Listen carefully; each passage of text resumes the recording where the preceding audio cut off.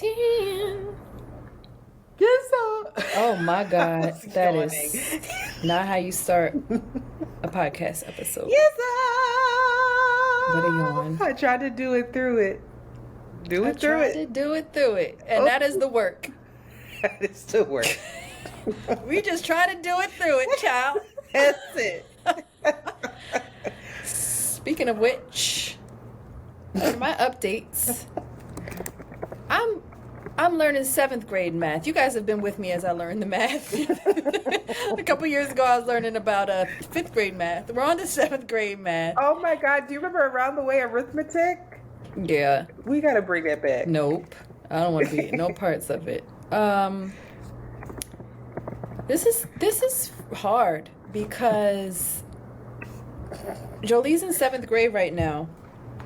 And this is an important year, right? 7th grade is what the high schools look at, the reports that they look at. It is what the gets you admittance or denial, as well as test scores to your high school.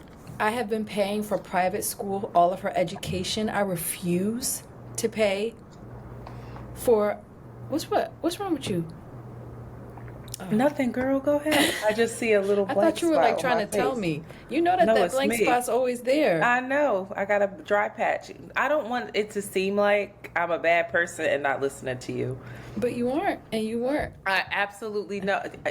Admittance, you don't want to pay for. You've been paying for her private school this whole time. You don't want to pay for high Okay. school. I thought you were trying to tell me something like, girl, wipe your No, I face. see Wipe it your on face. myself and I'm wipe your irritated. face. It's nothing I could do. This is how I'm gonna look today. If you guys have Patreon, you'd understand. And if you don't, then you don't understand. That's our Patreon plug. And so, you know, I feel a lot of pressure. I also feel the opportunity, or rather, it's triggering me because I never had parents that sat down and did homework with me. I never had parents that knew what I had to do for homework. I never had parents that helped me learn how to study or develop study habits. So all of this over here is just me, you know, Breaking winging it. generational curses. And I'm trying to be there for Joe, and I'm like, I have the foresight to understand. Like, she's just like, why the fuck do I have to do this? But I understand. It's like, no, you're building a practice of studying and responsibility. And it's really, Problem it's solving. exhausting. And I think it's the pressure that I feel for her to get good grades, because now I've created another goal for us, is that, you know, I did go to college. Let me tell you something. I got accepted to CCP's nursing program, which is one of the hardest nursing programs to get accepted to in Philadelphia. So I know how to study, and I worked hard, but that's the extent of my college education. I stopped and I decided to get pregnant instead. So No, that's not. Anyway, nonetheless, Don't do that. I'm not hell-bent on her going to college. Like, oh, she has to do this. I understand that there are other paths to independence and whatever for her, right? But I also want it to be an option. If she decides she wants to go to college, she needs to get a full scholarship. She needs to get scholarships to college. So, like, I'm already like, this 7th grade math motherfucker is... Your college scholarship is dependent on your 7th grade math performance. It's building blocks. Yeah. I feel white-knuckled, and I feel a lot of pressure, and I know so many mothers. Shout out to Michelle, who's a listener. Shout out to Sahaitu's 2 sisters who got full scholarships to Georgetown and some other Ivy League school and didn't have to pay a fucking penny to go to these schools. Like, I see all of these women in my life who were raised by single mothers or are single mothers, and they have their kids like tight and on. They did it. And so I'm like, it can happen. It's not a pipe dream. Joe's talented. She's smart. But I'm just feeling a lot of pressure, and I'm seeing that it don't mean nothing to her in a lot of ways. But, you know, if any mothers have any advice as to, just like you said, reinforcing these building blocks, because I'm also seeing, especially with math, if you don't get your times tables right, there ain't no way you're gonna get into algebra. Nothing. You can't do anything. And so there's this practice and this regimen and this drilling that has to happen that we're in the thick of it. We're in the thick of it right now. So everybody pray for us. She's showing up. My child works really hard. She's not a slacker. She comes in 5 o'clock. She's doing her work till about 8:30, 8:45 every day. So she's not a slacker, but she only has this limited amount of time. She works at a certain pace that I can't like change. We can just build the stamina. It's a lot. It's a lot over here, and I'm trying not to be white knuckled. I'm trying not to worry, and I'm trying to trust the process versus the product. Does she like it? No. No. She doesn't hate it. She doesn't resist. She goes with it. She shows up. So it's almost like we're in training. We're training right now. Do you show that you hate it, or that No. it stresses you out, or math, or anything? It probably shows stress, but she sees me. I'm not letting up. Like I'm like, Joe, this is what we got to do. Like, this didn't work last week. Why didn't it work last week? What can we do better this week? All right, we're going to time ourselves. You know, we're like always problem solving together. Or I'm always problem solving. And she's like, okay. But I'm not fucking around with. I'm about to put her in Kumon for real, which will crush her spirit. But it's like 5 times 6, 7 times 8. What is it? What's 5 times 6? 30. 7 times 8. 42? Oh, try again. Is it? 7 times 8? 48. 7 times 8? 56. Okay. Here you go. It ain't me. I don't have to do this. It's her. It's her. It's not me. It's not me in school. But that's a difficult thing. Just that is a difficult thing, is like trying to keep, if it's writing, if it's any other kind of thing, like I'm learning math with her. We're both being drilled. So it's hard to, we're doing it together. We're just out here doing it the fuck together. She got it. I don't think it's a bad idea to have those drills. You know me. That's how I learned. But math was really fun. I loved it. Felt like a puzzle. I was like, oh.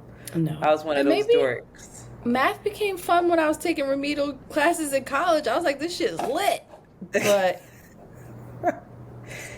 she'll be all right. Wasn't there something else Jolie did that I wanted you to talk about?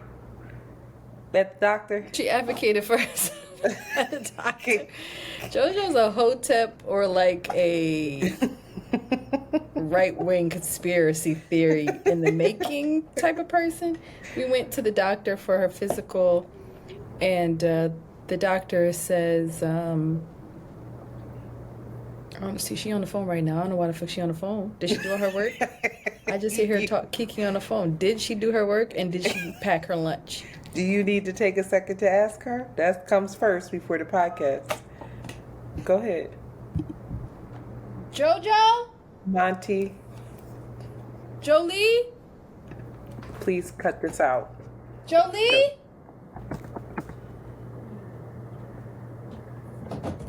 Did you do everything that you needed to do? How much am I supposed to do? You're supposed to know how to do it. Do you know how to do that? Yeah. Then you can do at least 2 or 3 of them, right? Yeah. Did you pack your lunch? No. Are you on the phone right now? Yeah. Why? You just told me that you could pack my lunch in the morning. Oh, that's true. Are you on the phone right now? Yes. With who? Why is that? Why? Should you be on the phone if your work's not completely done? If you have time to talk on the phone, then you can pack your lunch, right? I'm packing your lunch tomorrow so that you have extra time to study. But if you have extra time to talk to Zawadi, then you can pack your lunch. And if you haven't done that, you have a math test tomorrow, and you haven't practiced that prime factorization. So when it comes up, We practice. then just do those 3 problems, and then you can talk on the phone. But you can't talk on the phone until you've done those things, Jolie.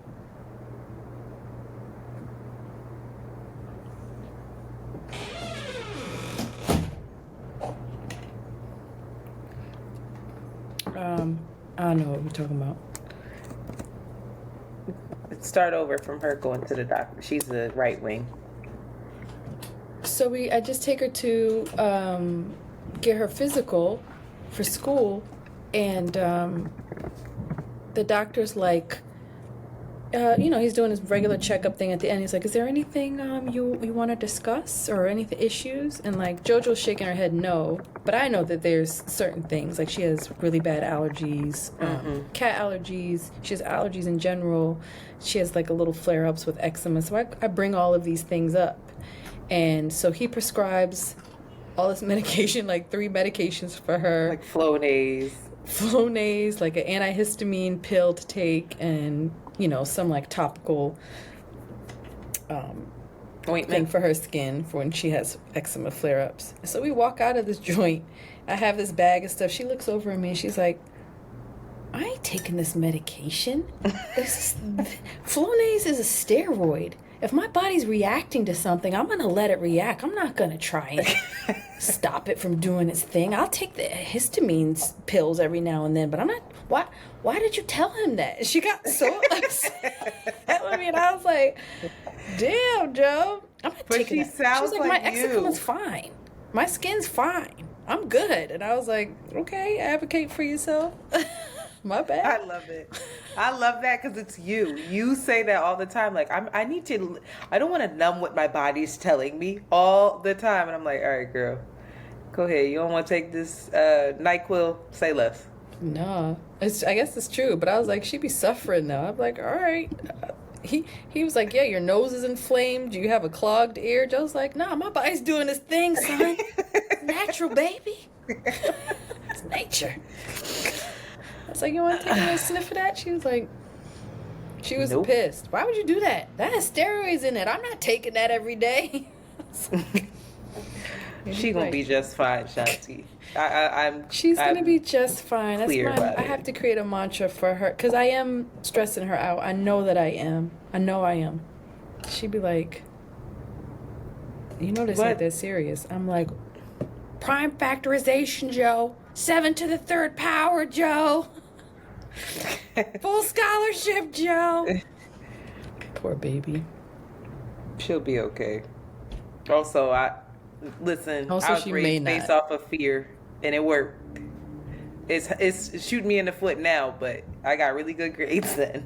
I was You like, got good I'm going to grades. wind up homeless, so I have to if I don't get good grades. Literally, like back in the day, if I got a B or a C, I felt like a complete failure, and like nobody's gonna take me seriously. No, see, we gotta Overachiever have much. a nice little medium. Yeah, ain't no, between that, 'cause no balance in my world. Antoinette this isn't actually funny, but Antoinette would text us like, "I'm in a hospital." Like, "You are RA, you would be hospitalized like more than once Oh, no. because of the stress and the like Of school. dehydration. I don't know what, just sheer exhaustion. Yeah, she can't do that. That's not gonna College work. was rough. It's okay. Everything's fine now, right? Yeah. Not really, because if you look at the outline, it says I need to look into PMDD. This is a new thing. It's not new, but it's getting progressively worse. I'm about to get my period, and I'm What is it? really paying attention. PMDD? Yeah. I just saw it on a TikTok. Oh God, you're on TikTok? No, it's just the repurposed TikToks that Instagram does. Oh, it's premenstrual dysphoric disorder. So basically, it's a health problem that is similar to premenstrual syndrome, PMS, but is more serious. PMDD causes severe irritability, depression, or anxiety in the week or two before your period starts. And symptoms usually go away 2 to 3 days after your period starts. So remember when I was on here really struggling last month and scaring people? Well, it's about that time again. And I feel distraught. I feel I have problems sleeping. I start questioning my life. I'm exhausted right now based off of other stuff, but then I couldn't get to sleep just I can't turn my brain off, and I have these awful thoughts about myself, about my future, about my decision making, and I've been saying to myself over and over, like, speaking kindly about myself and trying to do that, but I'm realizing that I'm not in control. And you know what? My sister's listening to this. She about to tell me for the umpteenth time to take these damn pills that she takes to help her stuff. And I don't listen. So And I haven't done that. Nah. My body doing what it got to do now. It's telling me that I'm worthless. That's what it's like. It's bad. So I need to do something. But and a bunch of listeners they have written me and said, you need to look into this, because I think they've noticed a pattern too. I want to give you the Cycles book. You won't do it, but that is going to be such a helpful thing for you, because then you'll really see the patterns. You'll see the patterns. You like data. You like to see connections. I see it now. I feel it now. But you'll see it on paper. You can even read back at the thoughts that you have, the reoccurring things. And then it offers dietary supplements and like things you should eat, things you shouldn't eat. It's a Bible of your menstrual cycle. I'm gonna get it for you. You ain't gonna use it, but it'll be there when you're ready. Year after year. Year after year. You can buy it at thesablecollective.com. What's it called? That's the not Cycles Journal. You don't I don't even know what it's called. Cycles Journal? Yeah. Also, I just wanted to address something, y'all. Thank y'all for caring about our relationship so much. I know that last week, Shanti and I got into a spirited conversation over the Miss degree, but I just want to clarify that I think some people might be confused because you can't see us. We're not fighting. Like, We're not fighting. Can you, actually, I shouldn't say this. Can you please, because I don't want it to seem like I'm saying something and you're going along with it. No, we're not actually. Antoinette and I fighting is not spirited and at all. It's very tense and tight and calm and curt and very controlled. It's very icy, not icy, but it's tight. It's a very controlled type of. That's what we're fighting with each other. We're very measured. Yeah, and like I think that we're very hyper aware of, like, I don't want to hurt. I don't want to do anything that's going to jeopardize our relationship. And so there's all these long, awkward pauses. Yeah, we ain't pauses. fighting. We ain't like. If we're spirited and talking and that's just a good disagreeing, thing. We're okay. We're fine. I promise. Yeah. We're fine. And I don't think that you were cutting me off. I didn't feel that way at all. Maybe you know what I need to do? When you feel like when I feel like I'm cutting you off, I'm going to take one out of your book and say, let me finish. Yeah, you should. And then that's how you know. That will help me so much. All right, I'm going to do that. It's interesting because and then people will know that, oh, Shanti got cut off. And you can sense that I feel cut off. Yes, and it will help me in our communication. It's interesting. Somebody said to me, I won't say who they were, but somebody said to me, Shanti cuts you off a lot, but she's just is so sweet in how she does it, and she's just like, I don't know, there's something about her voice that doesn't feel dominating and like assertive in that way of like, when you cut somebody off, you want to get your point across, and she's just like a thought came to her mind and she is like, oh, let me add on to that. So I think that mine, when I do it, it's too much, but it will help me recognize when I'm doing it. If you do call it out, like, that will help me. But I was like, that people were really upset by that. They were more upset because they said that I was also triggered, the whole trigger thing, which listen. Maybe I'm too close to it. Not maybe, I am. I think I also was not succinct in my thoughts on it. I think I was responding from a very emotional place. I don't necessarily feel different. I watched a couple of her other lives and interviews and was like, yeah, this is still not the advice I would give a young person. And that's that. That's really just that. But I wanted to read. Y'all had a lot to say. That's all I know. Our we had over this week was 50 voicemails this week. Y'all. Ebony gets people going. Say what you want. She's provocative. Yes, she gets does. the people going. But how do you say this? You see the screenshot in the outline? Is this Glade Glady? Marie? Glade? Okay. Glady? She wrote us on Patreon. It's for everyone to see if you are a patron. But I love this comment. And I was like, okay, she got across what I was trying to say that I failed miserably at. So she said, for me, there's a deeper rooted problem in how she, it's Ebony, posed this point, in my opinion. She is suggesting that love and marriage are accomplishments or acquisitions rather than natural reciprocal experiences. This is provocative and links to my first point about how smart she is with her wording. She causes a stir, provokes, and then provides nuance and context to ease the blow, which isn't provocative ways. Productive. Oh, sorry. Which isn't a productive way to start conversations within a community, in my opinion. There's nothing wrong with highlighting biological or sociological facts about how men and women are perceived differently as potential partners as we age. The problem I have is using this as a reason to get married. That's like strategically dating a white person to acquire generational wealth versus dating someone of your race. Just because something makes sense strategically doesn't mean it should be followed, embraced, or encouraged. She goes on, but then she says, to each their own, encouraging young people to prioritize anything based on your fears for them can undermine their agency. Provide knowledge, resources, and let their lives take course. Marriage at a young age isn't free of challenges and hardships. Avoidance of opening up to love, vulnerability, and only focusing on your career isn't easy on the soul. Being single isn't an accomplishment or a failure. Being in a relationship isn't an accomplishment or a failure. Mm-hmm.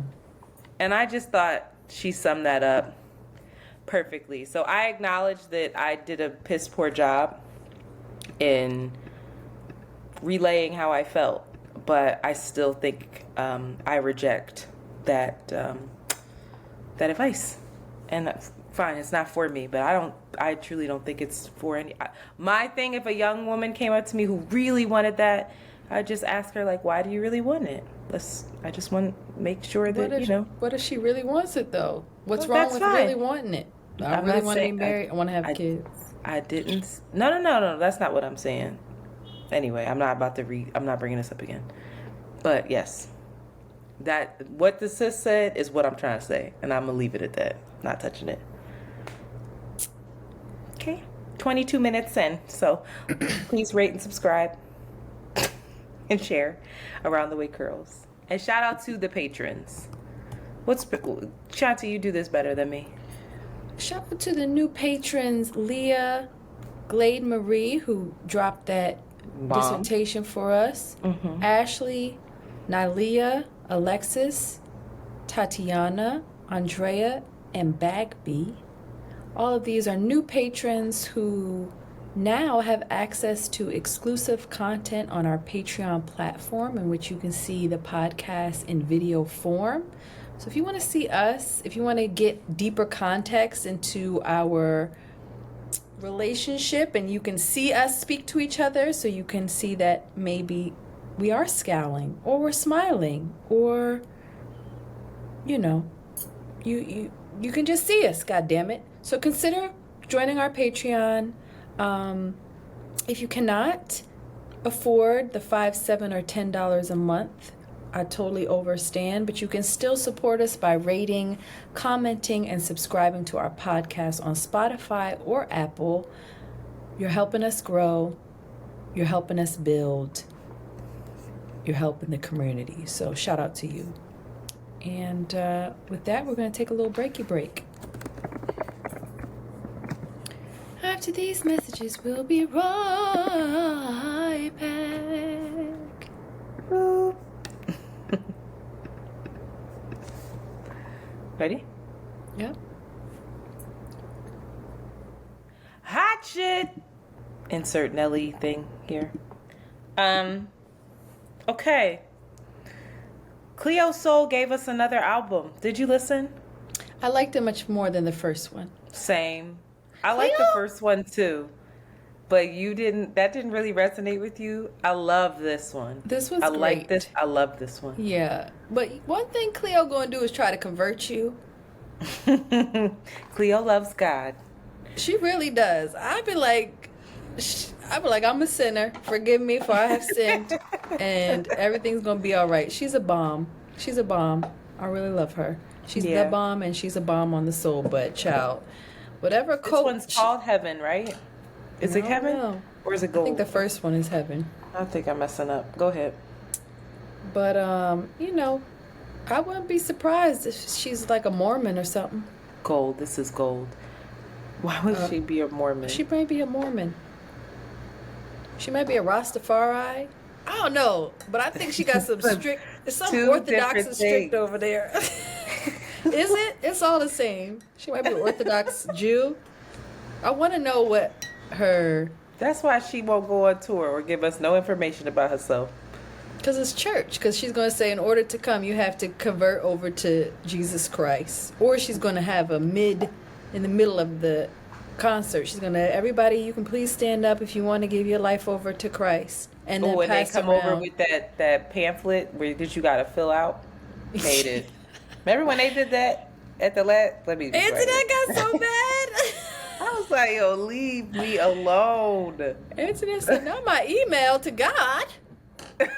I didn't get mad. I was just like, whatever.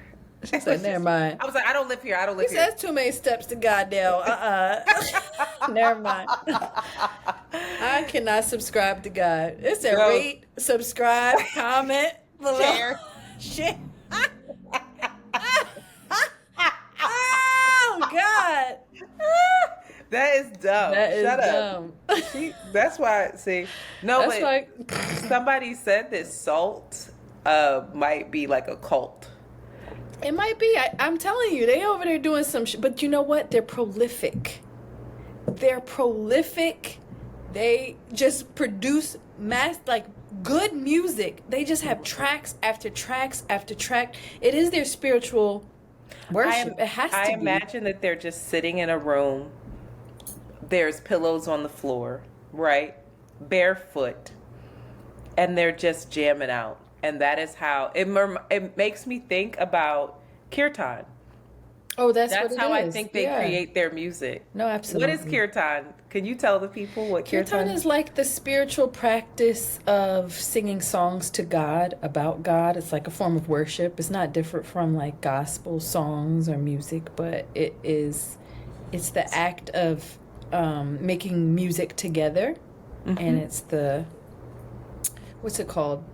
The call Offering? and Response? it's call and response. The practice of call and response is in all religious music, but there's like something really happening spiritually when you do that shit. So And you in got to be kirtan, careful when you're we saying are the singing. same thing over and over again, right? Yeah, and in And- most songs, kirtan, gospel songs, like Hasidic Jews be doing that stuff. They all do it. Interesting. Do Muslims do it? Islam do it? I don't know. We are. They be singing. They have to be. They be be singing. dancing. Do they I tell you. dance? They be whirling. It depends on the sect. I Yeah. think. We The Sufis get it in, bro.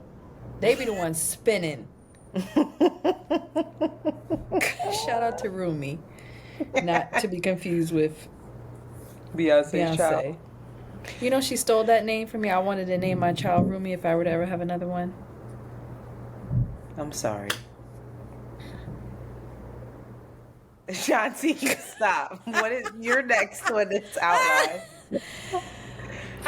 This is an incredible podcast. I listened to it a long time ago, but I just was reminded of it. It's called Stolen: Surviving St. Michael's. It's about the history of Canada's Indian residential schools and the horrific experiences that these young children aged 2 to 18 would experience at these obligatory forced boarding schools. And is an incredible reporter. Her name is Connie Walker, and she's an award-winning investigative journalist.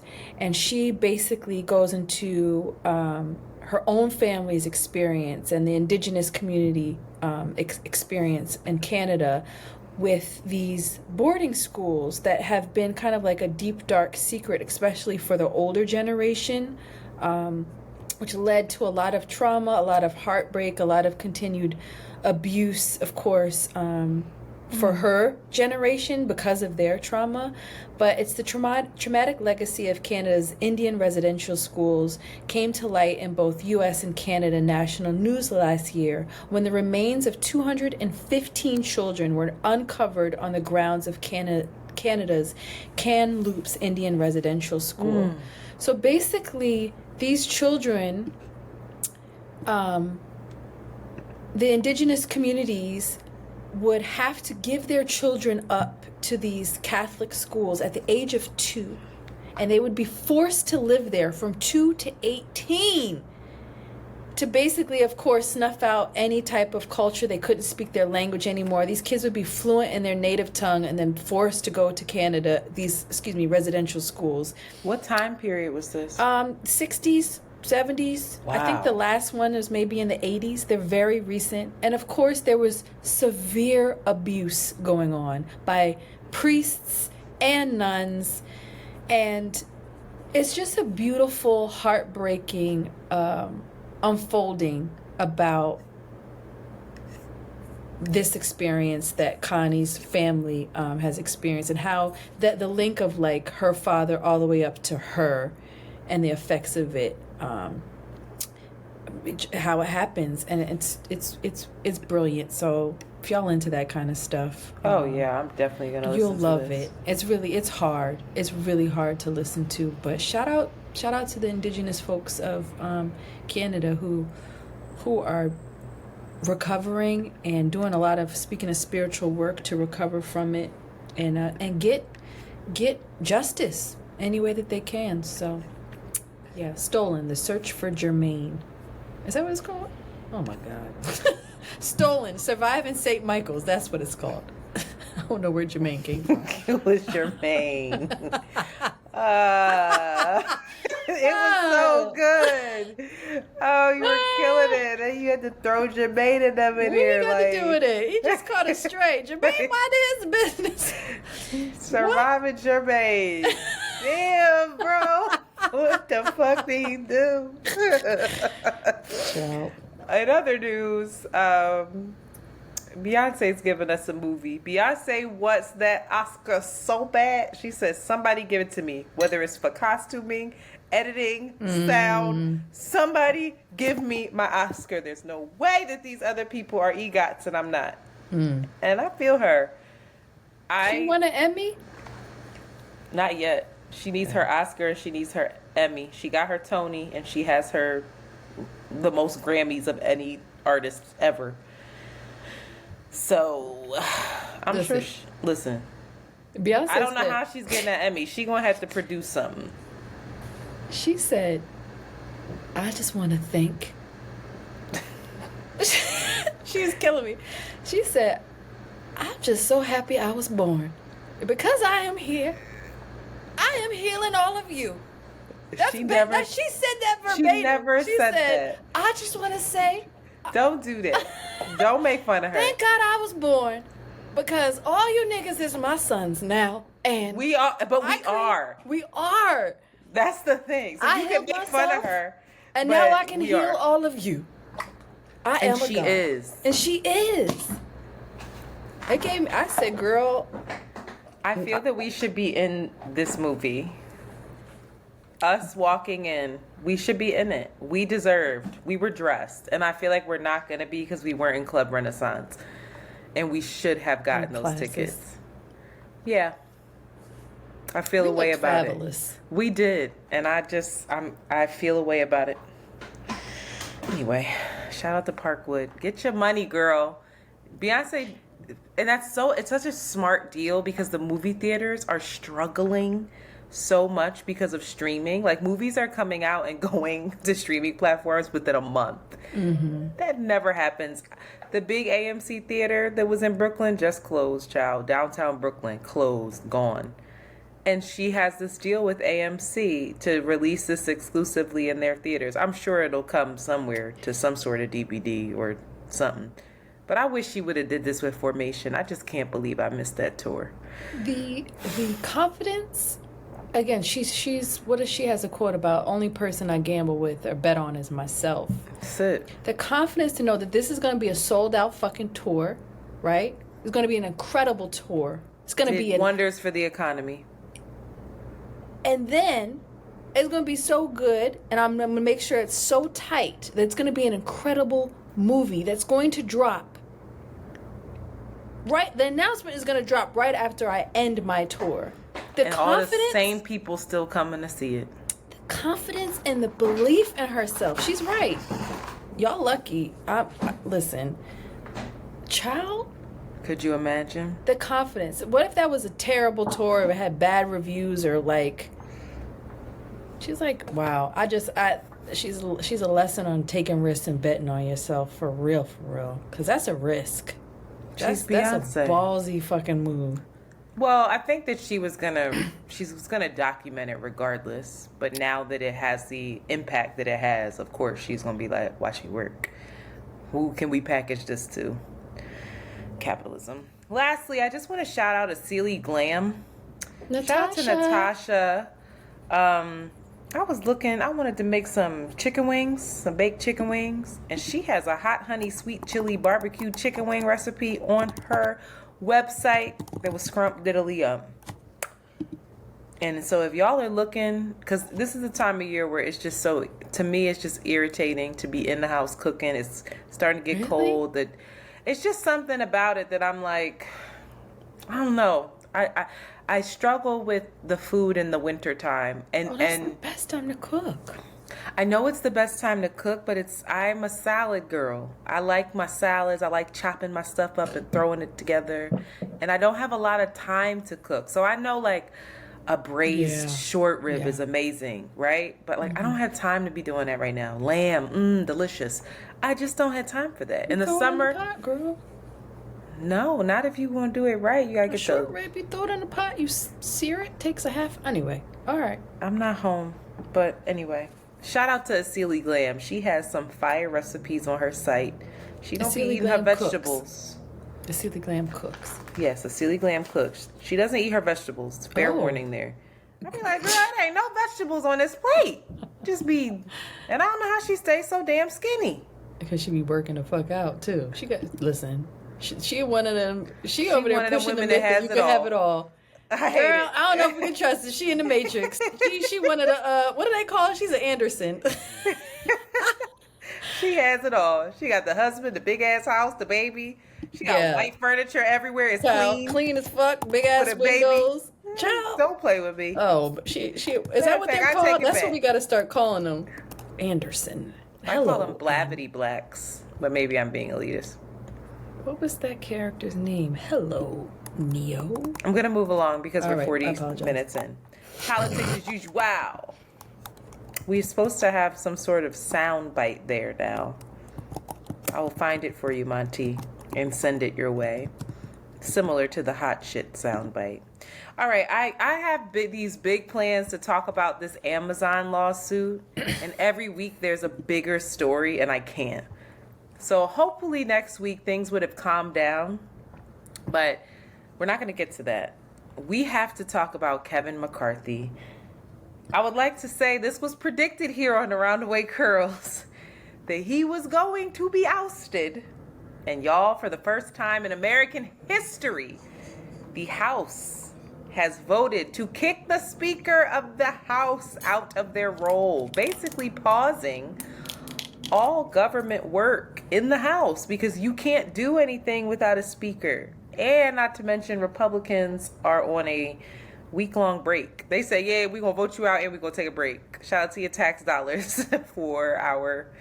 they can't be taking a break. They're scrambling. They're trying to figure out who to nominate and all that. But they are not in Washington, some of them, where they don't have to be. They're not in the House chamber. Anyway, Kevin McCarthy, second in line to the presidency. Do you know that? Mm-hmm. It goes the president, Vice President, House Speaker of the House. Second in line to the fucking presidency, ousted after 9 months on his post. Kevin, if you remember back in the Dizzy, that was in January, I think, he needed 15 votes, not like people, but 15 times they voted for him to get through and become House Speaker due to the ultra-conservative Republicans, the MAGA Republicans, who were blocking his nominations.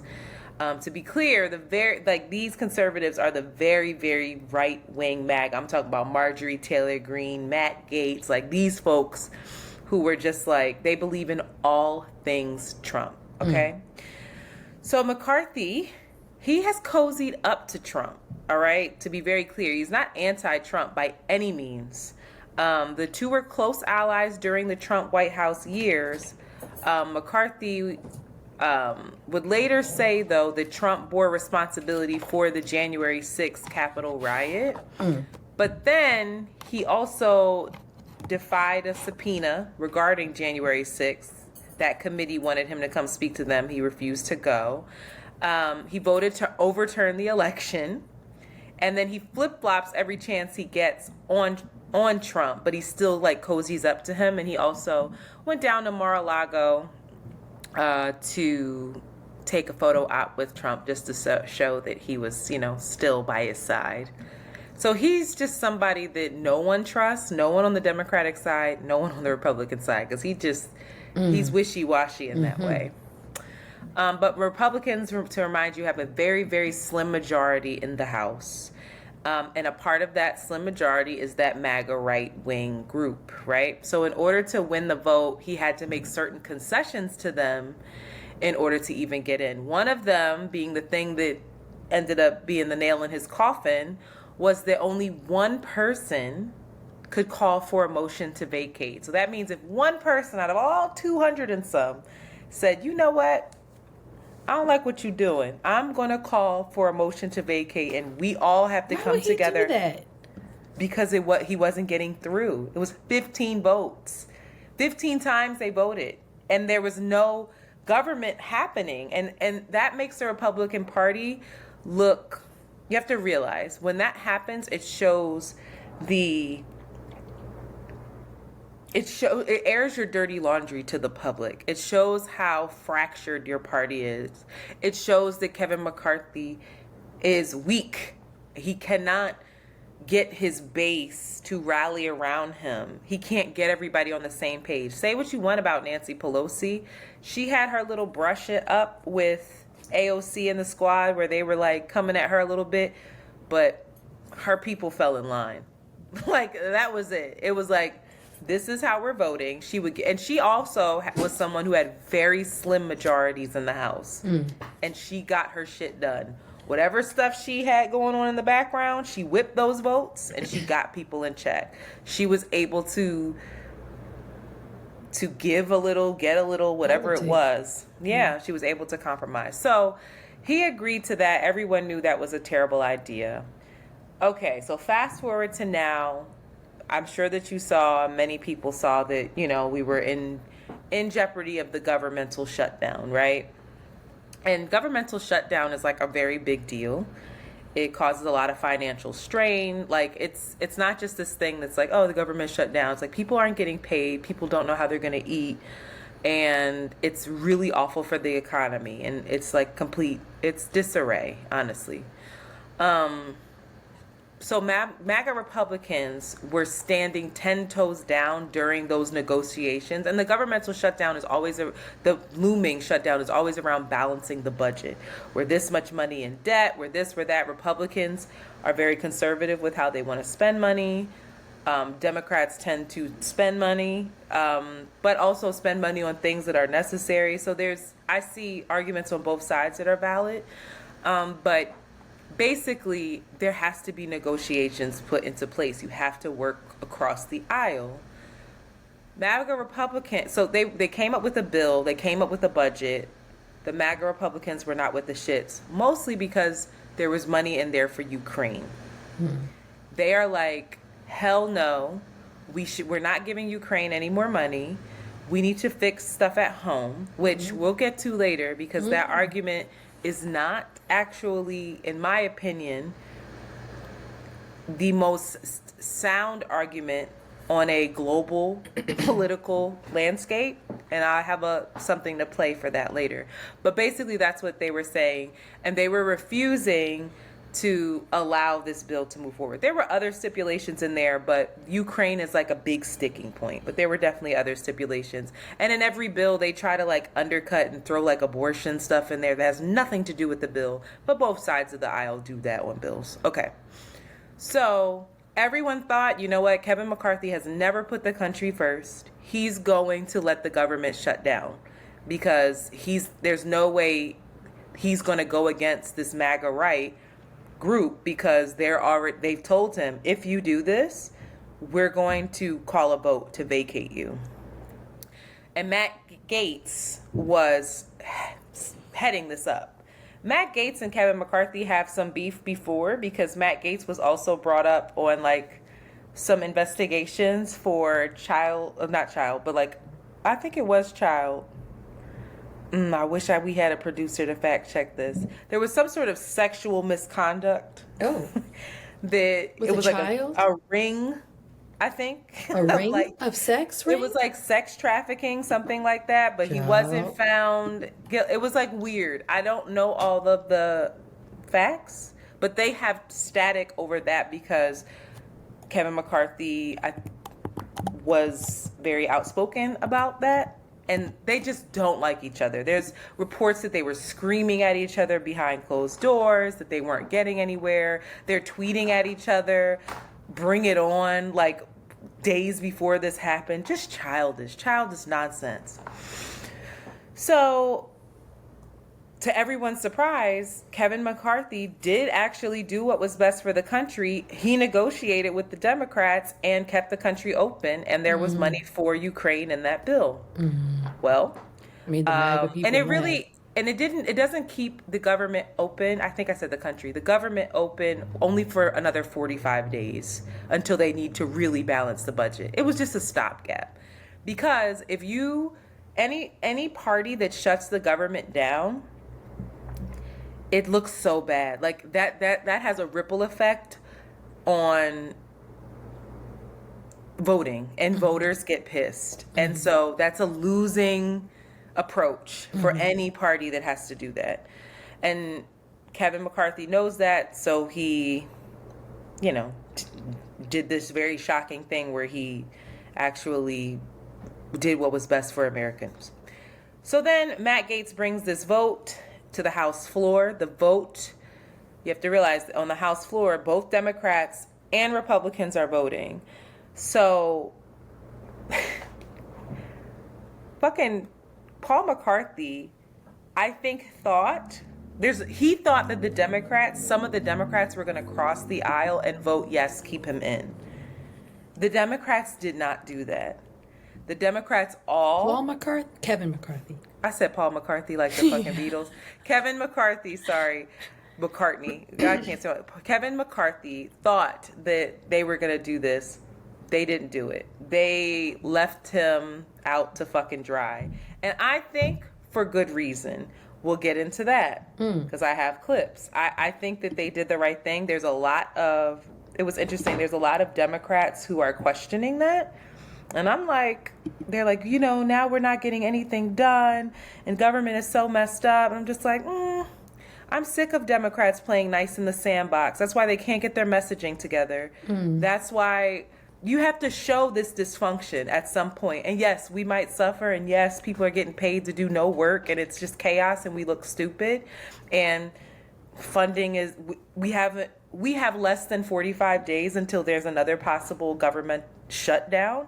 But the American people need to see these Republicans are not equipped to run the House. There's upcoming elections. You need to vote them out and vote us back in because we're aligned. We all voted the same way. We can get stuff done and push agendas forward.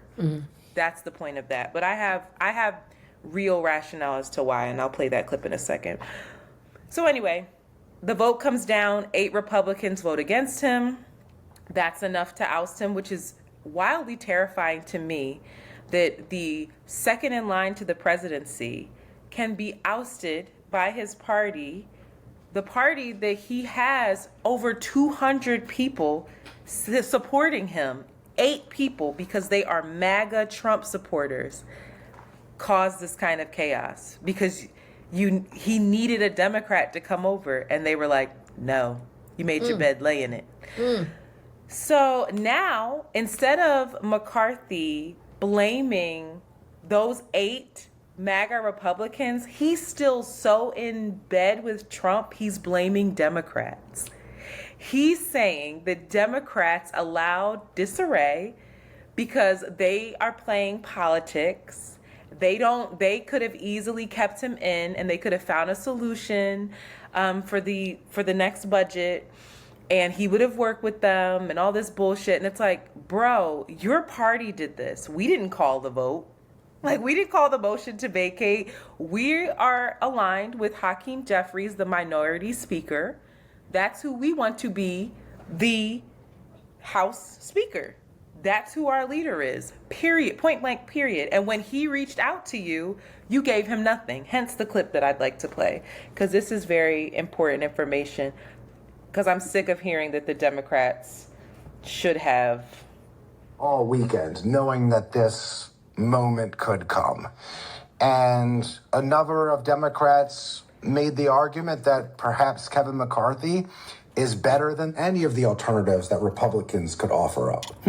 You know, he avoided having a government shutdown. He avoided defaulting on our debt. And for better or worse, has kept the institution largely running. And perhaps a farther right member of Congress would be even worse as Speaker. Right, he's the devil they know and the one who kept the government open. Right, and perhaps they can extract some concessions out of Kevin McCarthy. Maybe in exchange for them saving him, they'll get co-committee chairs. Maybe he will give more money to Ukraine. But Kevin McCarthy calls Hakeem Jeffries, the leader of the Democrats, Monday night, and he makes it clear that he's not willing to give the Democrats anything. That the Democrats should vote for him because they should believe in the institution of the House and not want to see it in chaos. But he's not going to go out of his way to make any promises to any Democrat. He doesn't offer them anything. And so Hakeem Jeffries walks into the 9 a.m. morning meeting, and he puts up on the screen video of Kevin McCarthy on national TV bashing Democrats and implying, in their view falsely, that Democrats were the ones who wanted the government shut down. And this infuriates the Democrats in that closed-door meeting. And what could have been a debate over the pros and cons of cutting a deal with Kevin McCarthy becomes essentially a one-sided speaking session of all of Kevin McCarthy's wrongs and ills. Even the moderate members, the ones from districts in which President Trump is popular, were saying Kevin McCarthy is untrustworthy. People are talking about how he voted to overturn the election, how he was Donald Trump's lapdog every step of the way, how he defied a subpoena from the January 6th committee. Every single person who speaks at this closed-door meeting speaks against saving Kevin McCarthy and says that the Democrats must remain united. And in their view, it will be better to have no speaker than to have Kevin McCarthy. Damn. Petty. They like, Do you fuck think you. that's fuck you so? with the That here click we and are. claim. What are your thoughts? Do you think that's petty? No, it's not petty. It's Okay. it's strategic. It's all strategy. But like, I think it's really stupid of Kevin. Nigga, what? Democrats usually play ball. They play nice in the sandbox oftentimes, and they don't go low. No, that's just poor negotiation. Do this for me and you get nothing. What? Do this for me, and here I think it's do this for me because you could get somebody far worse. In order to appease that MAGA group, I see. which is very valid. In order to appease that MAGA group, imagine how long it's gonna take for the Republican Party to find someone that everyone agrees on. And if everyone agrees on it, it's going to be somebody who is wildly more conservative, more aligned with Trump and MAGA than me. Which is a dangerous play, though. That's still even more of a dangerous play. It's risky. Trump might win. I'm scared. Trump is going to win. It's the Ollie whoop. Is that how you say it? Well, Trump, this doesn't have it. First of all, the Republicans are so dumb that some of them are not all of them. Let me not say this. Some of the Republicans are so dumb that they're saying Trump should be the Speaker of the House. I know. You're so dumb. First of all, an indicted politician cannot be the Speaker of the House. That's a Republican rule that was put into place. Okay, dummies. And he's not, like, I just can't. To me, it shows a couple of things. It shows, the first thing that I felt was the Democrats are strong. The Democrats are united. Hakeem Jeffries is doing a great job. And again, Nancy Pelosi, not all her policies, not all the things that she's done are great. But she got out of the fucking way when it was time. She's still in the House, but she said, I'm not running for Speaker. This is the person that I think should be the next Speaker, and that was Hakeem. She has been training him up for this moment. The way that he's able to you and I can't agree on shit. Imagine trying to get 200 motherfuckers to all vote the same way. And to have the same agenda. He's smart by he went in with video footage. This is what this motherfucker said, y'all. And when he called me, that's what he said. What this bitch ass nigga said. It's smart, though. Head ass nigga said, y'all. You gonna let him punk us like this, motherfuckers? I'm sorry, it's smart. And to me, I was like, the future could be bright for Hakeem. And Hakeem is also my representative, and he's from, he's Brooklyn. So it's like, I feel he's Brooklyn. Black. Yeah, I'm like, yo, what up, Hakeem and them. And I know somebody that works on his campaign, so I'm like, yeah, that's what's up. The other thing is that, just like you said, Donald Trump still owns his fucking party. Yeah, Donald Trump. And that's the thing, like, there are Republicans, so many of them, who do not like Donald Trump, but they cannot say that.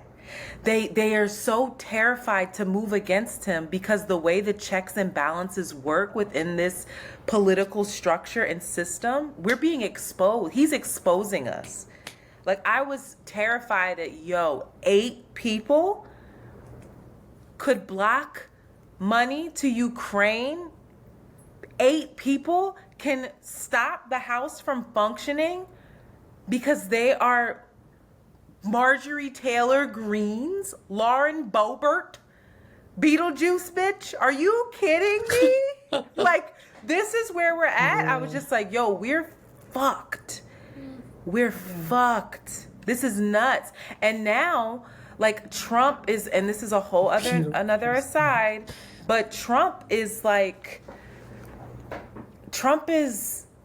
probably, like, he's facing all of these indictments, and some of his January 6th one is probably going to be postponed up to the yin yang because he found an argument that's probably going to push this up to the Supreme Court to decide, and that's going to take forever. So if he does get in office, he just pardons himself. That's what his whole defense is like, I have to postpone. And the only way I stay free is if I fucking am president. And it's wild. It's highly possible that this nigga's gonna become a president again. So, hence why I think this was a great strategy for Democrats. We might have to suffer for a little bit in order to show this dysfunction and how dire it is for us to get out and vote. But because no one is that excited about Biden, but this shows the other side is not equipped. Yeah, but I think the scariest part is that, and you said this last a couple weeks ago, is that the dysfunction, the hypocrisy, and the what is the word? I'll just stick with those. You know, I try to go do. You like threes. I You like threes. You the do. dysfunction and the hypocrisy, it's a cognitive dissonance. They do not care. They don't care. They're still going to support it. It could be in flames. Are you talking about voters or are you talking or both? It could be in flames. The Republican Party could be in flames, girl. It is in flames. And they don't care because it's not efficacy. It's not it's not integrity. It's not any of this processes. They don't care about all of that. It's based on values and rhetoric that has. There is a help wanted. Wait. I'm so sorry. So sorry. I'm so sorry. I'm trying to get the clip. I'm listening. It has it by the chokehold. They don't care about that. They don't care about the actual operations. You know what I mean? It's like because they don't understand them either. It's like McDonald's, or it's like a sweat factory or some shit. It's like as long as I'm getting this product at the end, I don't give a fuck what goes into it. I don't care if there are little kids doing it. I don't care if it's, happening in a completely dilapidated building and people's lives are at risks. It don't affect me. I don't know. I don't know if I say all that to say I don't know that your hope that people seeing that like it's a shit show is going to make people be like, oh yeah, you're right. They shouldn't have this type of power. The majority of I feel that the majority, Democrats have terrible messaging. That's always been their issue. They cannot get their fucking messaging straight because they're just Placid. They play too fucking nice. It's energy. Yes, big time. So now I feel like this was a big dick move. Okay. And let's see what you do with this messaging. You need to capitalize off of this. It's really important. Not capitalize off people suffering, but just expose the dysfunction of this party and the threat that Donald Trump is to the democracy as it exists today. And Donald Trump is exposing that every step of the way from the Supreme Court. And it's a good thing. Like, being exposed in this way shows how much fucking work we have to do. But my hope is that it energizes people a little bit. Even with podcasts like this, where maybe somebody will listen and be like, you know what, this shit is important. I gotta make sure that I vote in the when it's time to vote for my my representative. Like, it is. Yeah. It's so important. It's so important. I don't know nothing about nothing, but I don't think that you're going to convert Trump supporters. No, you won't. Ever. No. Trump supporters will remain Trump supporters. And this messaging is for independents who are on the fence. Yeah, and for Democrats Apple who are feeling lackluster. Mm-hmm. Trump, that's the problem. Trump supporters are Apple users. They're never going to They won't have anything else. You try to get the Android users now. You trying to get the people who just use whatever. Does it work? Yeah, it's those folks. And honestly, educated people who voted for Trump. Because not everyone who voted for Trump is... And I say uneducated, middle America, or just a racist person, right? Yeah. Some folks voted because they do like his policies, they do feel like it helps their pocketbook. And when I say educated, I mean informed, not that kind of thing. Who are following this, who are paying attention, and who have the capacity to do it. But I do want to play a clip, and then I'll get off of this, about the Ukraine funding, because I don't think, again, I don't know all of this, and I completely understand the frustration around we are sending all of this fucking money over there and we are suffering here. Because I feel that way oftentimes. But I just want to play this clip from The View from Sarah Haynes. And also the clip that I played earlier was from The Daily. All right. Trump, who has no command of the language either. Well, I want to, not to change the topic, but I want to jump in on the Ukraine aid, because I don't think everyone, I know all of us understand the importance of this, but I think sometimes when people hear about aid, they start to yell, well, we have people that need help here, all these things. What they don't understand is strategically, while we're able to give aid and other things to them, we are keeping our soldiers from having to go in, or this country being potentially brought into a World War III. So this is not just being nice to other people and not taking care of home. That's saying it's a chess game, not checkers, and we're looking down the road and avoiding a massive war for all of us. And also by avoiding keeping that aid the in expansion of Putin. But I don't think people get that. They get it. They don't care. No, there are some These people in this Congress that she's talking about, they understand, but they're feeding on voters that may not know better, because some voters say, well, we don't have food on our table. We need money. Those things can all be true at the same time. You think they like Putin? Budget. They like Putin. You Matt do. Gaetz, they like him. I think they like Putin. A lot of these guys in the MAGA crowd, they identify with these dictators. All right, she got off topic a little bit, but there was something very important that the Republican at the table. Why am I forgetting her name right now? What's her name? Republic. She said the Ukraine aid is 5% of the budget. Put that into perspective. What we have to realize is that Putin, he just bombed Ukraine again. He's testing nuclear weapons. He's getting closer to North Korea, China, Iran. These are things that it's serious threats to the West, right? I am not in alignment with what we stand for and how we wreak havoc across the fucking world. I'm not disillusioned. I know that. I do not think, though, that I want to live in a world where the Putins, the Kim Jong-uns, and forgive me, I don't know the leader of China, I don't know how to pronounce his name. I don't want to live in that world where it's just, you don't have choice. You don't have you can't have this kind of conversation on a podcast about it.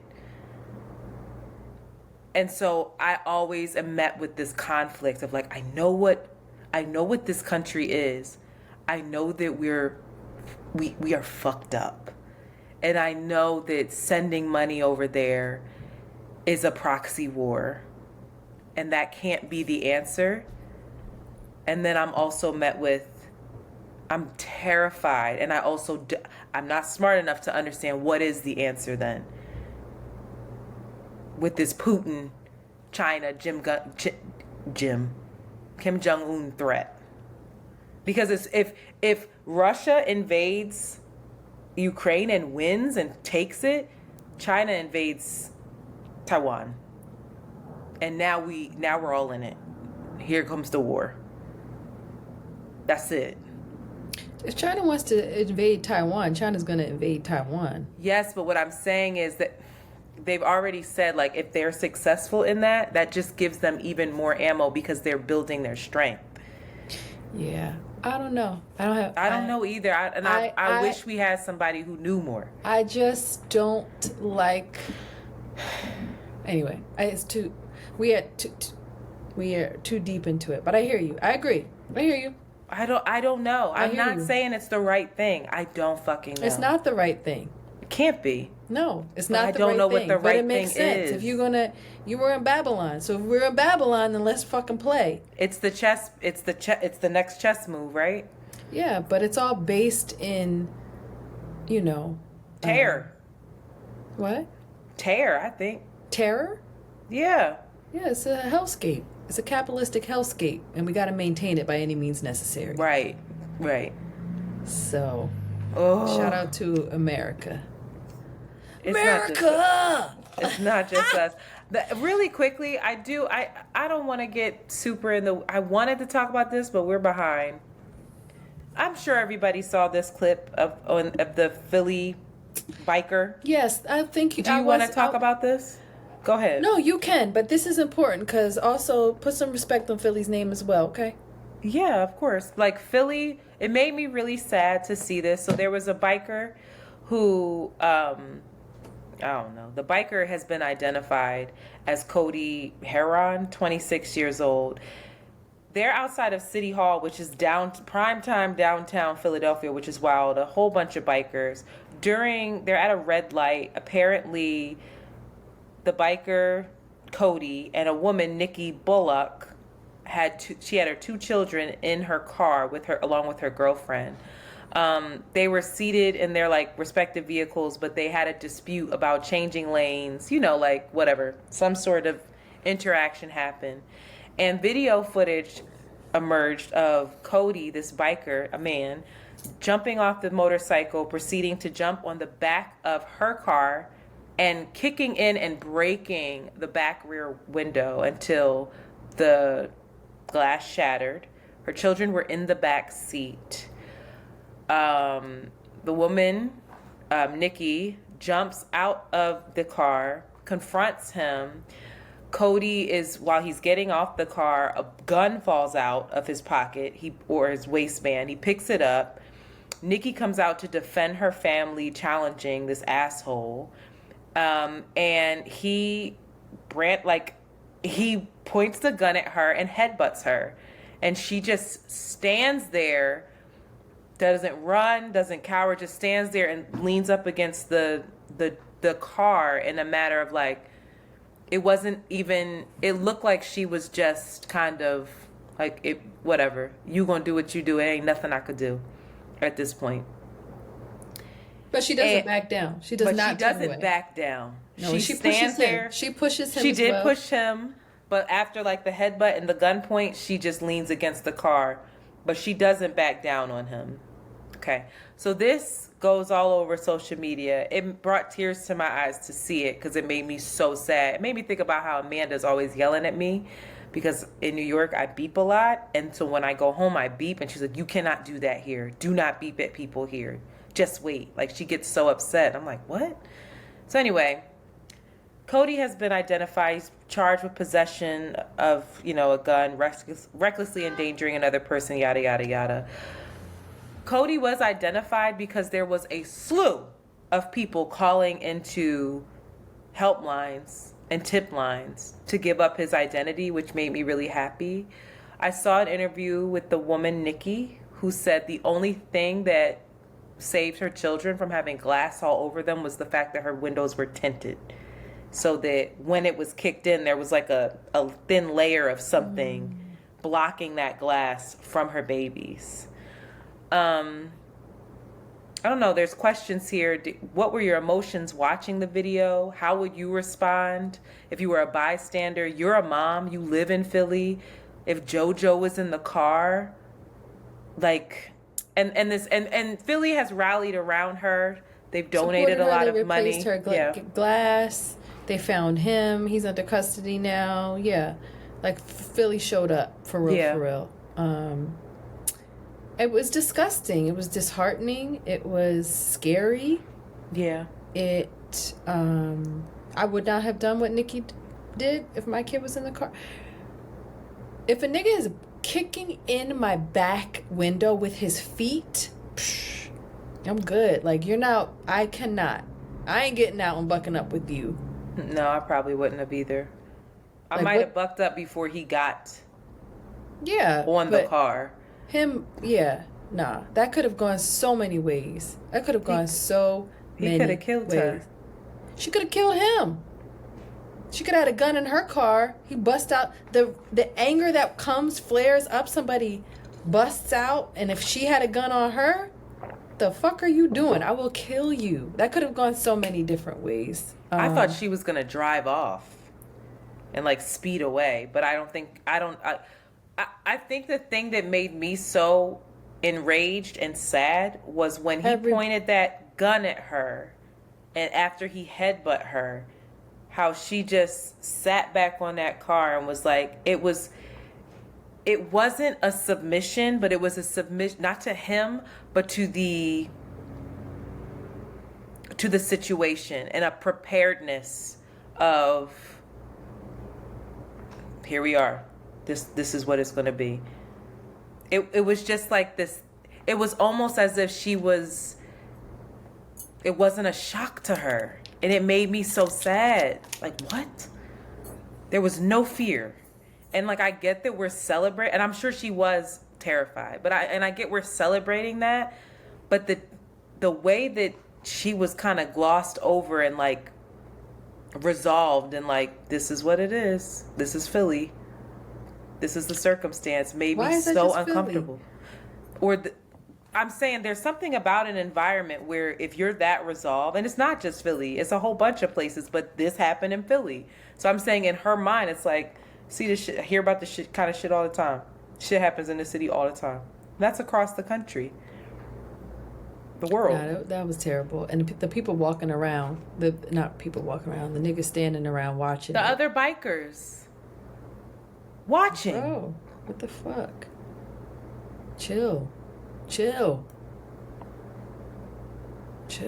But, you know, Cody crazy. Cody a hothead. Cody's literally out of his fucking mind. 26 Cody could have been on years old. something. 26.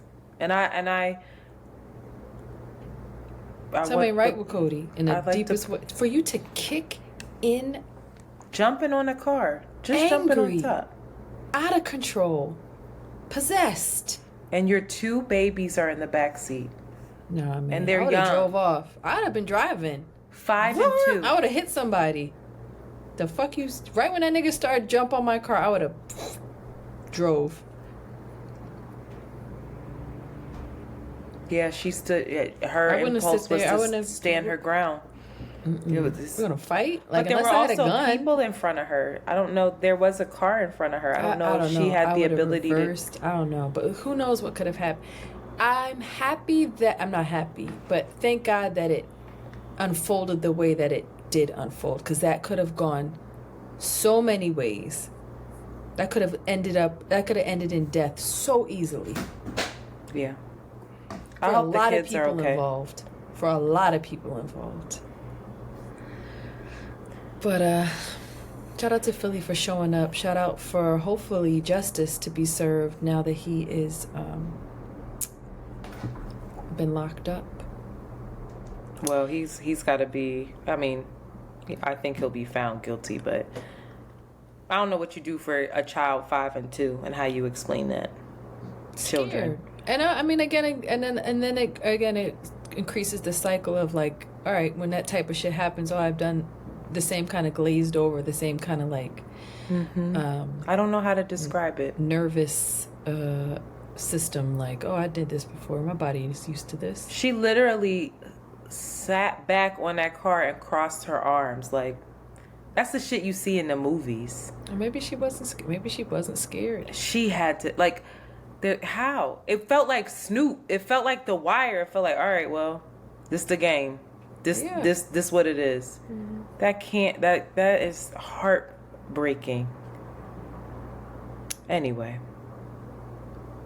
On to pop culture. We don't have that much more time, so do you have of these?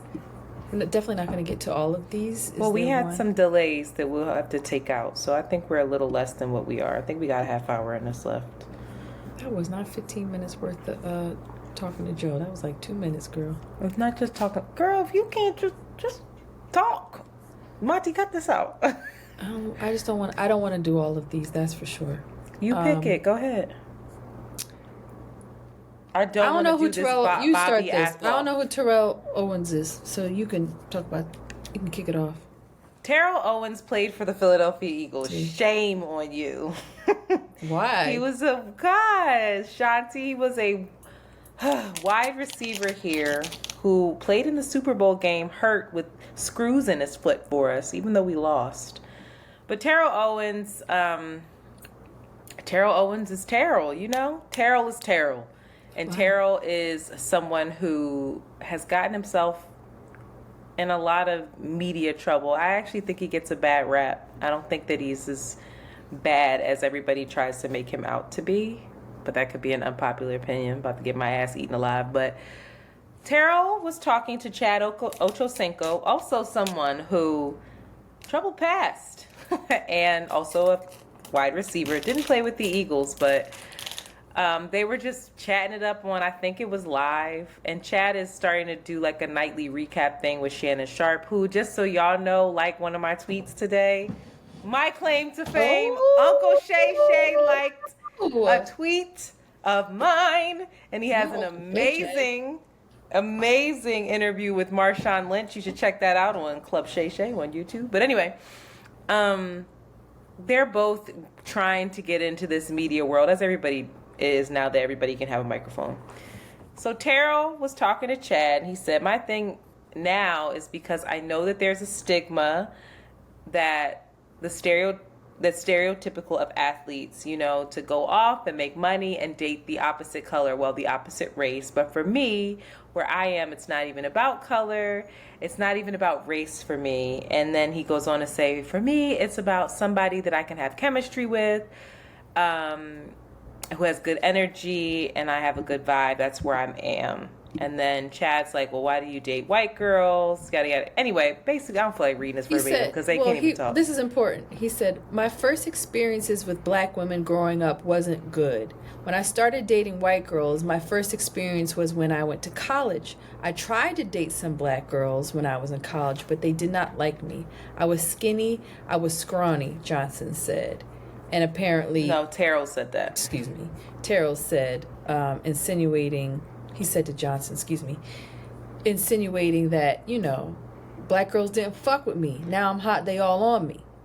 But he said when I finally got the opportunity, that wasn't, I heard that too. And that's what people I think are reacting to too. When I finally got the opportunity was the white girl thing too somewhere. Anyway. I saw this go online, and I saw people be really angry and frustrated about it. Well, not even angry, but just annoyed. Like, oh, here we go. Like, did we really need another black man explaining to us why he's dating white women? I don't know that Terrell said, and I could be wrong. I don't know that he said he only is dating white women. I think he was just saying he started dating white women in college because he was getting made fun of. He said they were making fun of his skin. Black women had made fun of his skin and stuff like that, talked about how dark he was, yada, yada, yada. And he said, and I wasn't fine like this. I didn't have the money like this, the glow up, you know, whatever. And he went where the love was, or where the interest was. I'm going to let you start. So a lot of people had stuff to say in response to that. Stuff like, why you date white girls should never have anything to do with black women. Just say it's your preference and slide. Boy, you just tricked your money off with a white woman. Now that's gone. You're going to gaslight black women. He's saying a lot of nothing just to validate his preference. He's lying. The one he liked may have not liked him back, but I don't believe not one black girl liked him. And then another person said, white girls will line up to date the awkward black guy, but that isn't what is considered handsome, fine, or cute. So, just to your point, he went where the love was and the white girls was. I ain't say that was my point yet. I'm just saying that's what he's saying. Basically, I was surmising. What are your thoughts? What are my thoughts about this? I don't have any thoughts. I have more questions. I don't have a completely. I don't have an opinion about it quite yet, or I probably won't walk out with an opinion with it. I think black men, white women, tricky, triggering, hurtful, hurt, tender. It's interesting. There's a lot of things as always packed into this. It feels like the root of Terrell Owen's choice is pain or rejection from a very young age. We talked about this with Jonathan Majors as well when we were upset with him and his Swedish girlfriend or whoever she was. That when they were younger, they were rejected. They were made fun of. They were hurt deeply by black women. And if you're not going to work through it, if you're not going to be honest about it, then it makes sense that you go where the love is. Go where you feel accepted. Go where, to what he said, he has a good vibe with. You can't take away the effects of anti-blackness and the ways that it can really hurt people and the way that it can be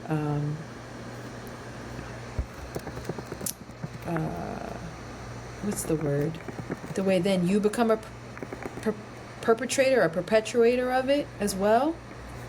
I don't know. To me, it sounds like he's hurt. And he said it. I feel like he was honest about it. And that fucked him up. My father had a similar situation. My dad always says that. What? That he was made fun of when my dad was very dark. He was made fun of by girls and boys about his blackness. And how do you defend something like that? And then you go to a white woman that's like, oh my God, or white people that are like, wow, you're beautiful, you're gorgeous, I love your skin. To feel desired, to feel desirable, to feel safety. And I don't think that is a phenomenon that should be dismissed. You know, is there a pathology to it? Sure, but I don't think it should be dismissed or like that's not, you know, that's not a root. The root is pain and rejection. So, which is the root for everybody's problems. Listen to me. And then you and I have an age-old thing around preference. Why can't we accept this idea of preference, right? Like, you like Bilk Duds. I tend to like the quirkier kind of artsy boys. Like, when we have these preferences, some women really like light-skinned niggas. We like beards. We're attracted to taller men. There's all of these preferences that we're like, cool. But can a black guy just have a preference for white women?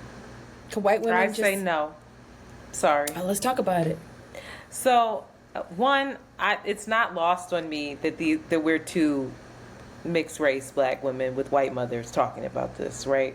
Not lost with black fathers who were married to white women. That's not lost on me. I want to first say that. And my dad has a pathology. I see it. He does not. He has mommy issues for real. That his original pain is with his mother. So, and he has abandonment issues with her. Not to tell her his business. So there's deep rejection there. Right. So it adds up to me.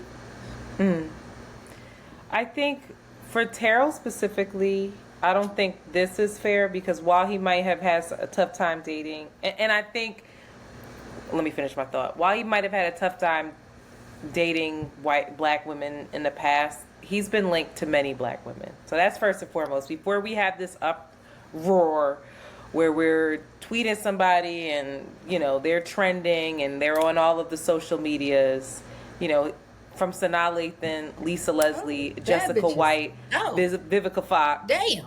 Kenya Moore. Like, Ooh. it's not... He had to pick of the litter now. Yeah, it's not like he's dated a lot of white women too and been engaged to one. Okay, fine. Married to one, I believe. Anyway, doesn't matter. That's not the point. I think watching the response to this shows how deeply painful this is for black women to constantly have this narrative be retold or to constantly be reminded as to why it's hard to date them. And I can understand that. I was like, I ain't trying to hear that because I ain't one of these women that rejected you or called you nothing.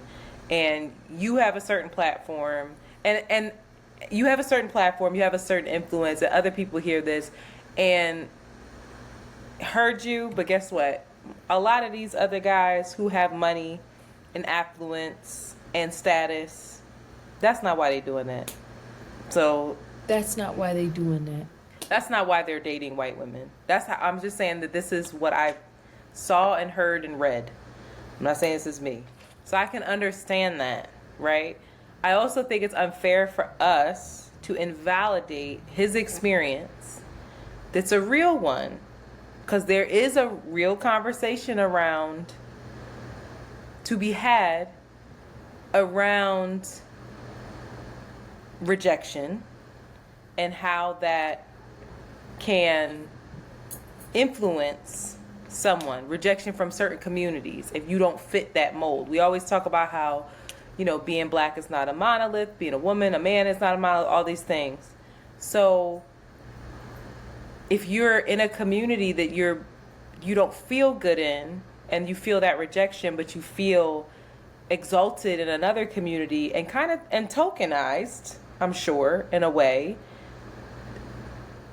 as a young person, just like you said, if you don't put in the time to work through that stuff, most likely that is where you'll go. I don't think that he was saying this to advocate for it or to say that that's why black women are single, that's why nobody should date black women. I don't think that was what he was saying at all, but I feel like and you're not on X, formerly known as Twitter, that's what a lot of people were like, that was the narrative online, and I was like, damn.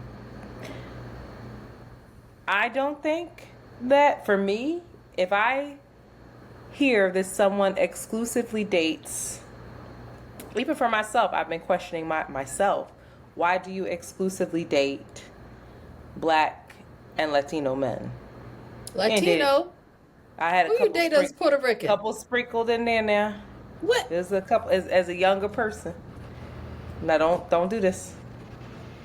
And they were all Afro-Latino. They're all black. They're all black. So my thing is like, for anyone, especially for, I think, a black person, for me, and this could be my bias, a black person who exclusively dates white people, given the kind of politics around that and all of the things around that, all of the isms and the teachings and honestly the learnings of like, self-hate that has been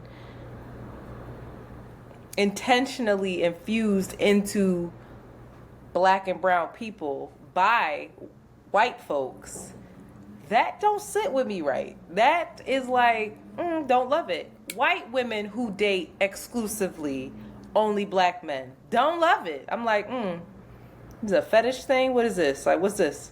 If you just happen to care about somebody and that's what it is, cool. I don't care. But there's something about the exclusivity of this is the only kind of thing that I'm even giving a shot. And I'm asking myself these questions of why is that? Why is that? And is that okay, Antoinette? I've chalked it up to, no white man they don't try to holler at me. So I would be shocked if I wouldn't know what to do. I'd be like, for real?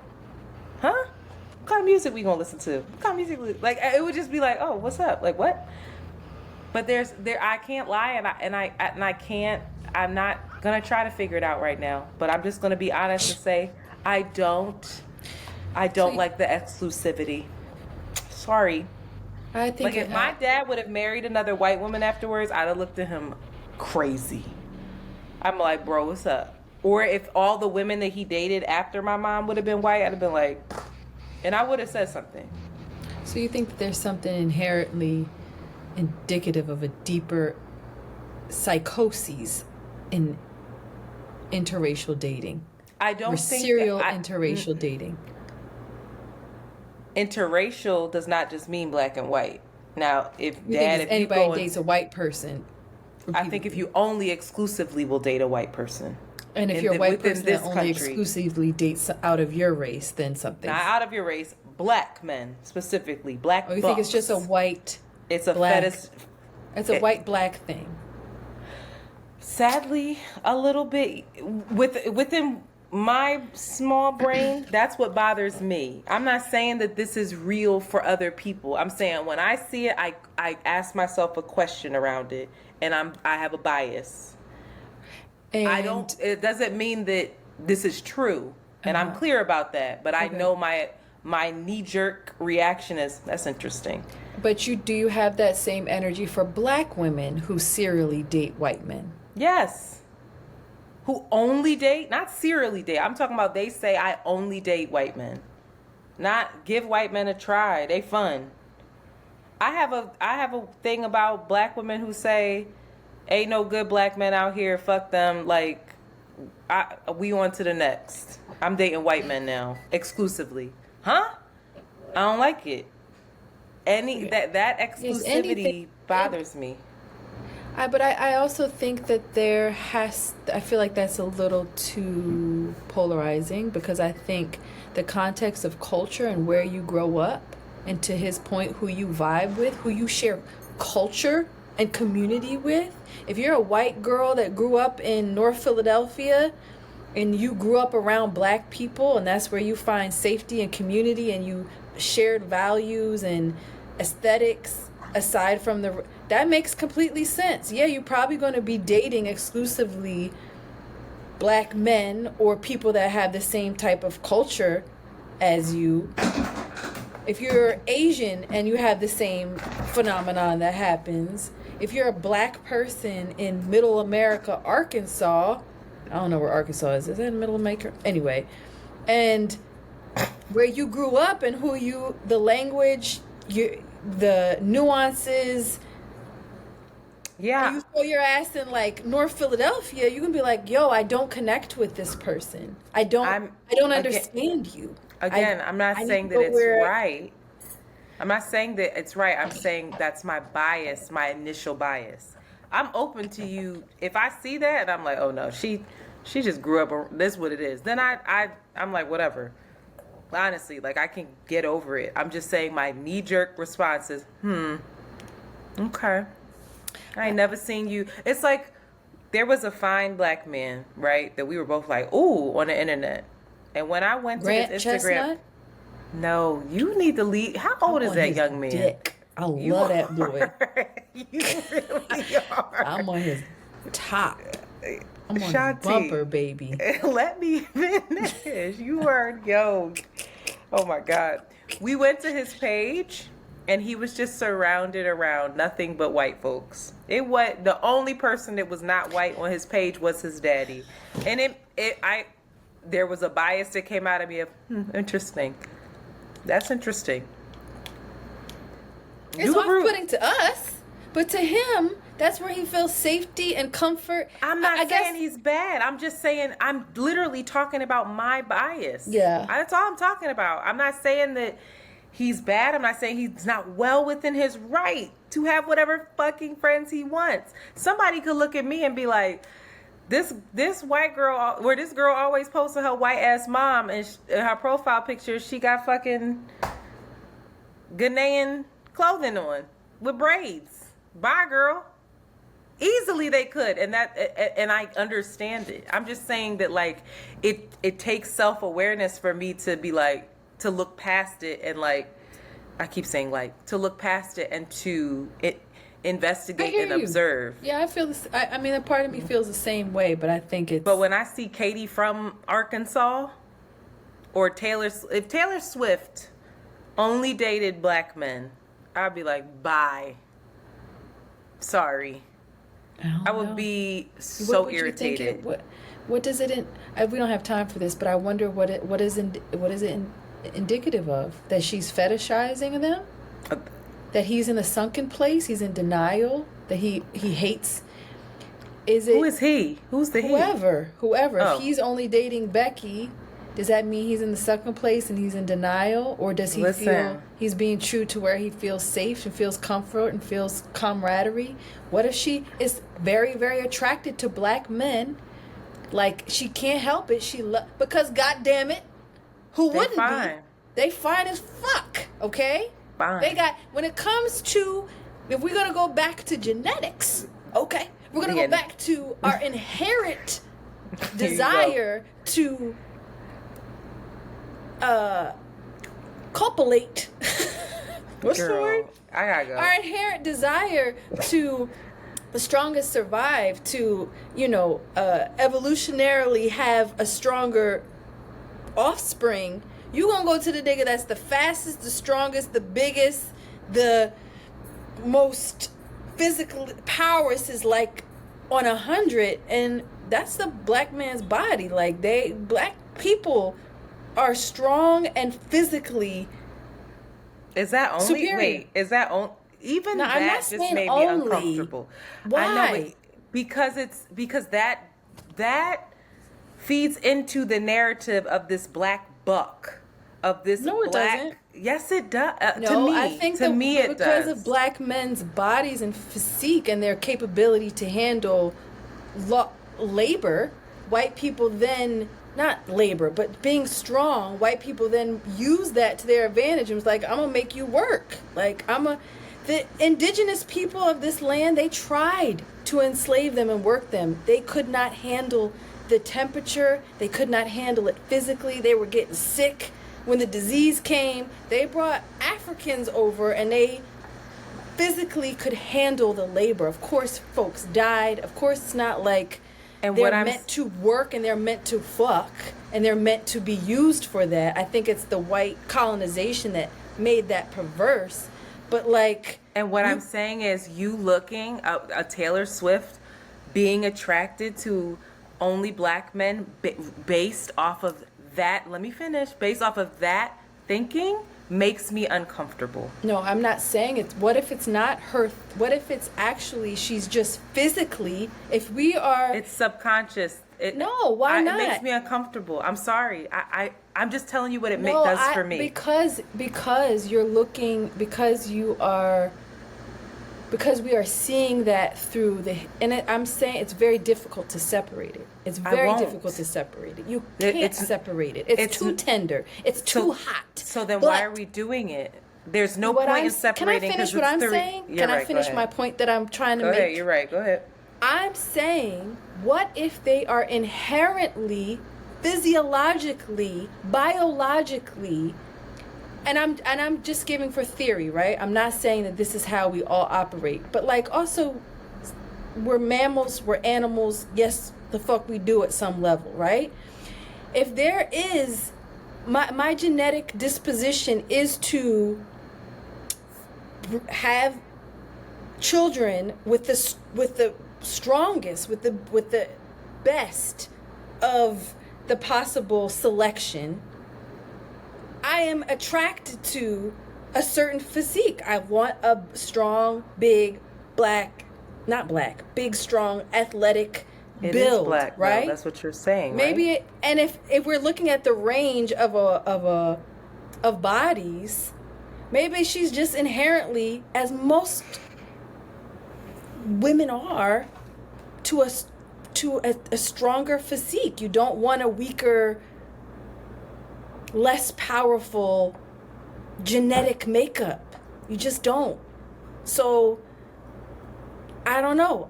What if she's not actually, what if they're not, why is there no possibility that they're just attracted to this You're not highly hearing attractive being, and it's not necessarily, you can't separate.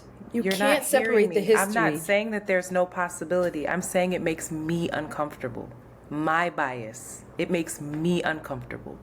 I'm not saying that there's no possibility. I'm saying I don't like it because that's how I feel. I don't separate I get it. No, I agree with see you. it. I agree with there's all kinds of porn that lends itself to this kind of genre. It makes me uncomfortable. White people done fucked themselves up. They done perverted up. It made it perverse. And the other thing is that it's the same thing for black women. They're strong, they're voluptuous, they're this, they should be bred. So they're fetishized in a certain kind of way. I don't rock with it. I'm not going to. It's not to be fetishized. That's not what my argument is. I'm not saying that. I'm talking about me and what I get from that. I understand that you're talking what you're saying. I understand that you're talking about primal, animalistic of like survival mechanism within us. It's like I want to go with the group that I feel strongest. I don't know. Truly, I don't know if science supports that it's always black folks. I don't know that. No. But I think it's interesting that is the assumption, that they are the strongest, they can work the hardest, they can this, they can that. And I think that assumption lends itself to the state in which we're at. And that like they are dehumanized in a way and looked upon as this buck this thing to breed, this thing to protect, and I'm not with the shits. I'm not with the shits at all. I'm never gonna be. I think that's a far leap as well. I don't know. Like, that can't be all interracial mixing. I didn't say can't all. be that. I'm talking about, I didn't say all. I'm literally talking about people who I don't see any commonality. If again, a Taylor Swift who I'm not seeing a commonality, if she's running around here dating only black men, the 20 people she dated is only black men. You think it's a dysfunction? And honestly, that's wild to me. I don't think it's a dysfunction. I'm saying it makes me uncomfortable. It makes me question. Again, the key word is question, not condemn and say this is exactly what it is. It makes me question why she is exclusively only dating these black men. And I know black men who have said this about white women. Oh, sure. I'm not disagreeing with half you. Half of my Nigerian homies I feel the same way. That the white women or young women that they dated or messed around with in college or whatever couldn't wait because they wanted big black dick, and that's what they heard was coming, and they wanted to get fucked in a certain kind of way, and the things that they said while they were having sex. Oh, see, I don't were know. wild. I don't know enough. To them. I'm just telling you what I have heard. So I'm just telling you, my initial reaction is interesting, but I'm open to something else. But if what I'm saying, I respect what you're saying, but if someone were to tell me, if I sat down with a white woman and she were to tell me all of the reasons you listed were why she exclusively dates black men, I wouldn't want nothing to do with her. Because you ain't say nothing to me about humanizing that black man. I'm good on you, sis. And it's not you're a bad person. It's not for me. The way everybody taught me that Ebony's comment wasn't for me, you're not for me. That's it. That's how I feel. Yeah. I'm exposing my bias. It's very here. interesting if it for America as well. It's very interesting. I mean, because of the way white people have colonized and fucked up a lot of relationships between black and just the whole stratosphere of black to white. But it's very interesting what is the experience of folks outside of the. I won't America. argue that it's just America. It's no, globally. it's not. But it's not. It's not. But I don't know. All right. Well, thanks for listening to Around the Week Curls. That. We weren't fighting, everybody. Just so you know. Our episode. Were we fighting? I think we need to give people a fight meter at the end of each episode. Were we fighting? No, we don't. I'm not going to do that. But we weren't. I just want to be clear. If you watch us on Patreon, do you feel like we were fighting? Mm-mm. Okay. I just want to make it clear. I have a smile on my face. I don't know if y'all can tell. We don't have... I don't want no beef, okay? All right. With that, we're out. Girl...